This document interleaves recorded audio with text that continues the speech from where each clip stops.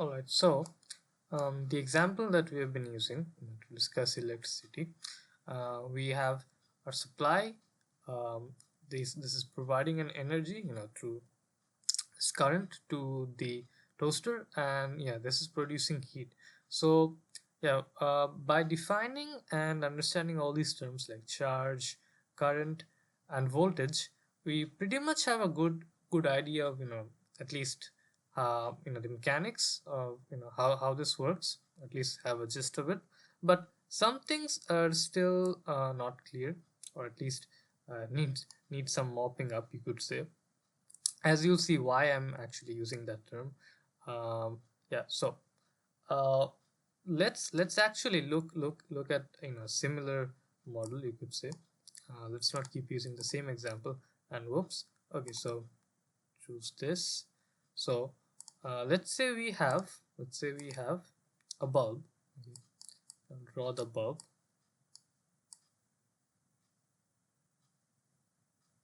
All right, so don't really need to draw it that elaborately, so but still, so let's say it has that filament of it. So okay, so this is a bulb, would be an incandescent bulb to be exact. And we have, okay, wait, let's see, we have uh we have a battery here. Okay, let's say the bulb, the energy is being provided by a battery. I'll draw that right here. So this is the positive end, you have the battery, right? So this is the plus, this is the minus. This is a battery.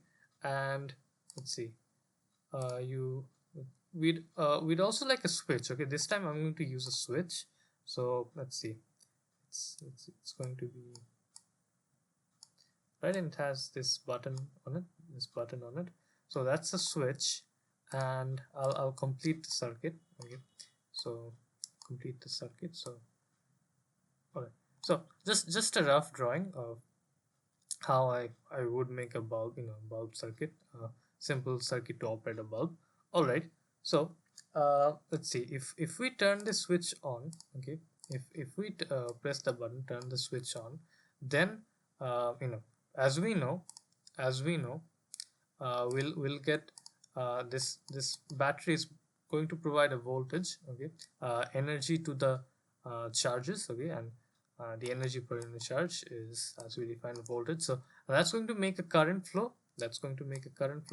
And this is going to this electrical energy that the battery is producing, actually that is uh, produced from the chemical energy. Okay, battery in particular converts chemical energy. Okay, so let me write that down. So it converts chemical energy. I'll just write capital E. And this is converted to electrical energy. And this electrical energy in the bulb, it's converted to light mostly. Well, actually, these are pretty wasteful, so they actually produce a lot of heat, mostly heat, I think. But anyways, the useful part of it, at least, which we care about, is going to produce light. So this is going to be converted to light and also heat, although that's not useful for us in the case of a bulb. So it's going to produce heat and light, right? Light and heat, actually. So light and heat. All right, so far so good. I don't think there's anything to be that confused about here for us. We saw most of it already. But so why am I bringing this example up? Well, for one thing, let's first zoom in on a section of the wire. Okay, let's first zoom in on a section of the wire. Suppose, say, this part. What really goes on inside the wire? Okay, the wire is uh, basically made of metal. Okay, it's a metal wire. So what goes on inside the metal? Inside the metal, if we zoom in here, what we get is, so see. So uh, in the middle, you'd have your you have your metal atoms, right? You have your metal atoms. They actually aren't in atomic form, to be exact. It's because I hope you have learned this or at least seen this before. That would make this discussion a lot easier. But in metals, the atoms actually don't exactly stay as atoms. They release free electrons into the metal structure, the lattice to be exact, and that's why what you have in a metal is these are these are actually ions. Okay, these are actually ions, lattice ions to be exact. So I can write the pluses for all of them, but let's not. And you also have your free electrons. Okay, these free electrons um, are released. Okay, so these atoms release these free electrons, and that's why they become ions. Okay, so and all of them do this. Okay, so all of them are ions. I'm just not writing the plus for all of them, just to keep things a bit tidy.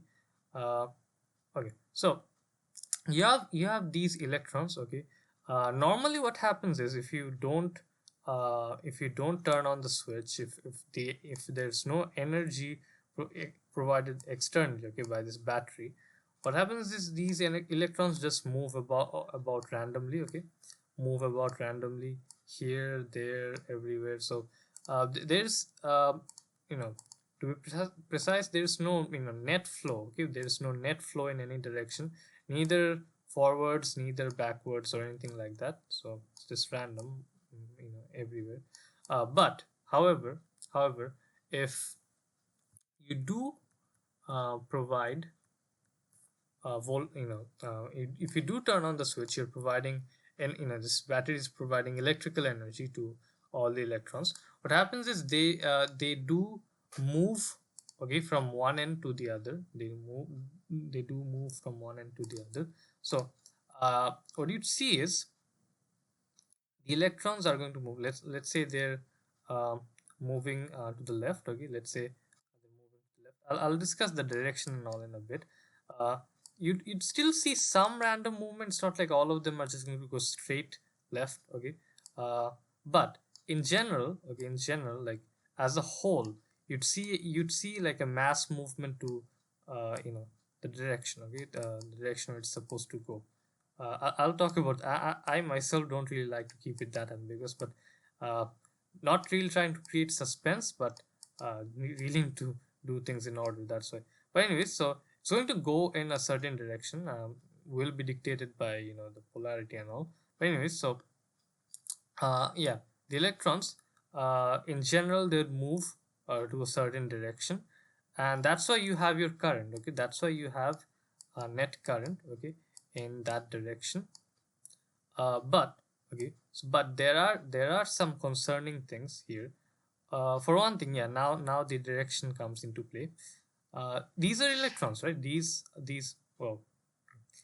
are electrons, and as we know, electrons they're negative, so they're going to be attracted to the positive end, right? They're going to be attracted to the positive end. So I zoomed into this section. Actually, that's why I showed the direction to be left here.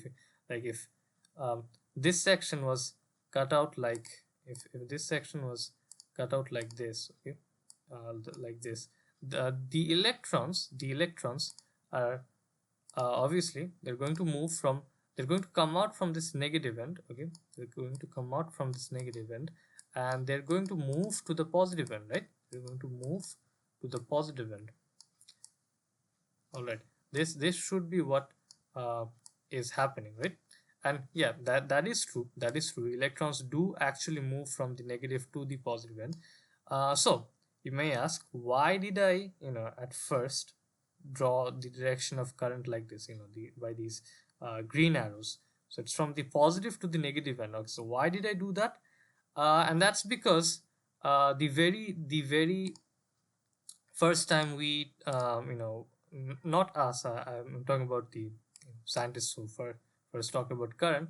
So the very first time electricity and everything was discussed, and we were just putting on our shoes and all.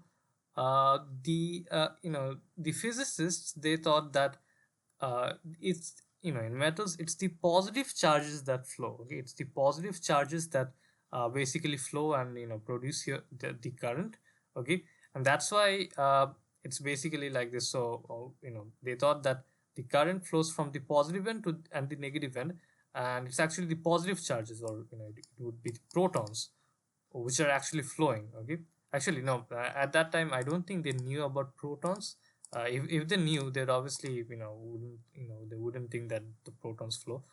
So they just thought that the positive charges flow. Okay, that's why the direction they thought of it like this. And even now, by convention, we're actually using this direction.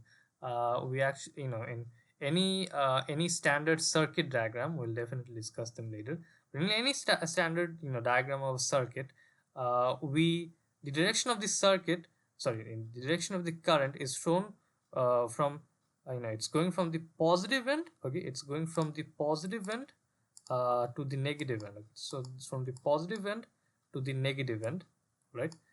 This is not what actually happens in reality.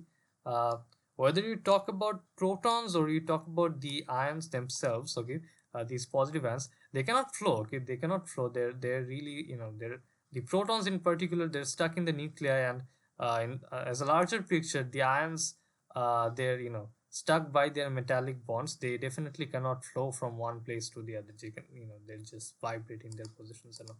But anyways, that's a discussion for that's another topic. So this is this current. Okay, interestingly, this current which we have stuck by convention. Okay, and still using now, although it's not true. Okay, this is called conventional current. Okay, this current is called conventional current. Okay, I'll do it in green actually, because I was drawing that in green. So this is conventional current, right?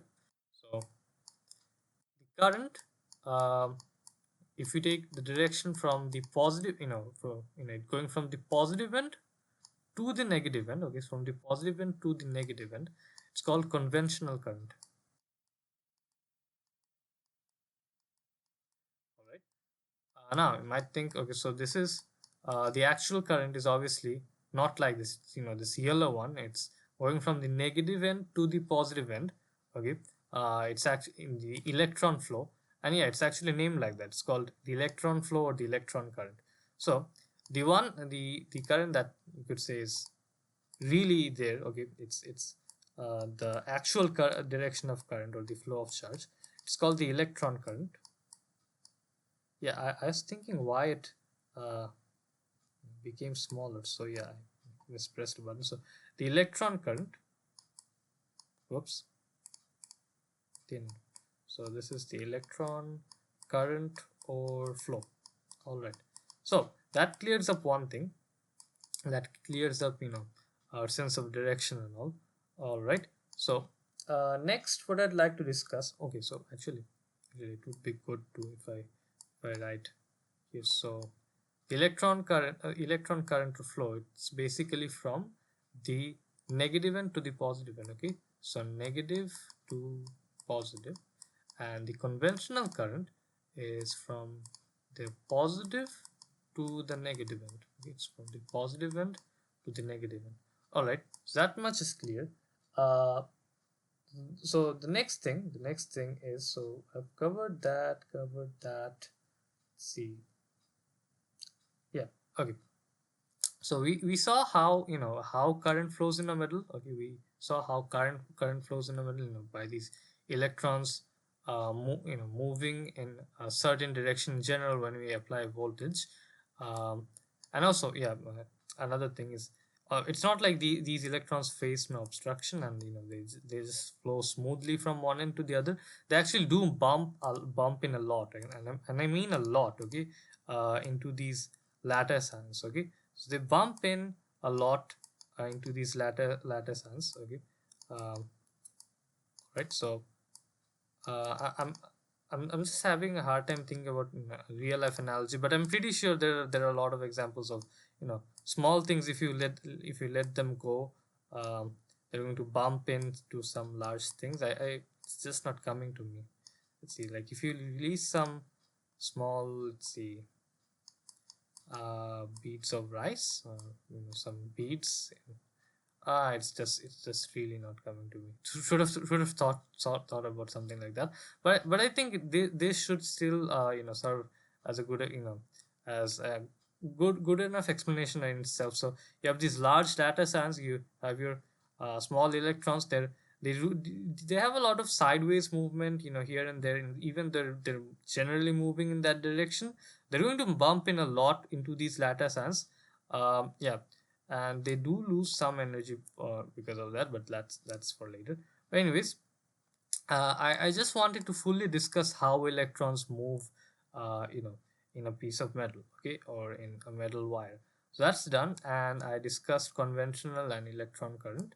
That's done. Last thing I wanted to discuss is basically the inconvenience of drawing circuit diagrams like that. So diagrams like this. So as you can see, if every time I wanted to draw a bulb, I had to draw something like this, and if every time I had to draw a switch like this and a battery like this, this would be really cumbersome. Probably no one would want to do that. So we actually simplify our circuits, okay, our circuit diagram. So this is a circuit diagram, basically, diagram of circuit, as the name suggests. So we simplify our circuit diagrams using simple symbols, okay, simple symbols which we fixed beforehand. So these are called circuit symbols, and here I have a very very simple list of some of them. It's definitely not all the circuit symbols are there. You don't have the motor or generator or a lot of them here. Anyways, but should serve our purposes. These are basically no. So basically, whenever you want to draw a lamp, okay, you wouldn't have to draw the whole, whole graphical. Well, not graphical. You wouldn't have to draw your filament and all, this elaborate diagram. You can just draw it like this. Okay, so you have a circle with a cross in it. So your switch, okay, your switch looks as simple as this. So this is you have your two points, and then a line here, which if it's on, okay, if it's on, basically closed, okay, it's connected, and if it's open, as you can see, there's a gap here. All right, so this is on and this is open, and this is off, okay, this is off. So that's the circuit symbol for the switch on and off. And this is a cell. A cell is basically a single, small unit that converts chemical energy to electrical energy. And a battery has two or more cells in it. A battery uh, is composed of two or more cells. That's why you connect two or more of them like this, okay. Usually we just draw this diagram with two of these here. So um if I wanna simplify my circuit here, draw it more simply, what do I have here? Let's see. We have our bulb, right? We have our bulb. As we saw, the bulb circuit symbol for that is, that wasn't a good circle. I'll try to redraw that. So we have, whoops, we have a circle cross here. That's our bulb, right? That's our bulb. We have our wire. We then have our switch right there. We then have our switch right there. And well, I said here. So let's see.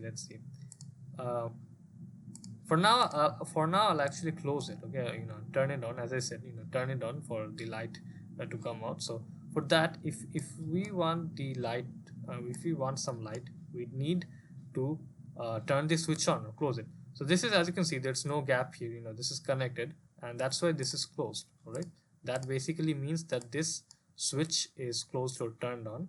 And we have our battery, right? We have our battery. As we saw, the battery is basically two or more cells together. So I'll draw it like this, and you have like this, and yeah, this is your battery. And then you are basically done. You just need to complete the circuit right here, okay. So and anyways, we can just color in this. So yeah, this is my circuit simplified. It's much simpler, right? It's much simpler than drawing something like this. Takes much less time, much less cumbersome and all. So advantages all the way. That's it for today's video. So I'll see you next time, and do study smart.